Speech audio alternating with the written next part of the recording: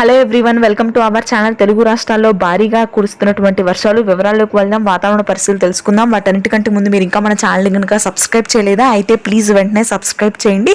ఇక లేట్ చేయకుండా వివరాల్లోకి కనుక వెళ్ళినట్లయితే బంగాళాఖాతంలో ఏర్పడినటువంటి అల్పపీడన కారణంగా ఎడతెరిపి లేకుండా తెలుగు రాష్ట్రాల్లో భారీ వర్షాలు నమోదవుతున్నాయి. ముఖ్యంగా చూసుకున్నట్లయితే మనకు ఉత్తరాంధ్ర, మధ్యాంధ్ర జిల్లాల్లో కురుస్తున్నటువంటి వర్షాలు మరొక వారం రోజుల పాటు కొనసాగే అవకాశం ఉంది. సెప్టెంబర్ మొదటి వారంలో గుంటూరు, కృష్ణా, కోనసీమ, తూర్పుగోదావరి, అదేవిధంగా శ్రీకాకుళం ప్రాంతాల్లో భారీ వర్షాలు, విశాఖ, విజయనగరం, నెల్లూరు, ప్రకాశం జిల్లాలో తేలికపాటి నుంచి మోస్తరు వర్షాలు నమోదు కానున్నాయి.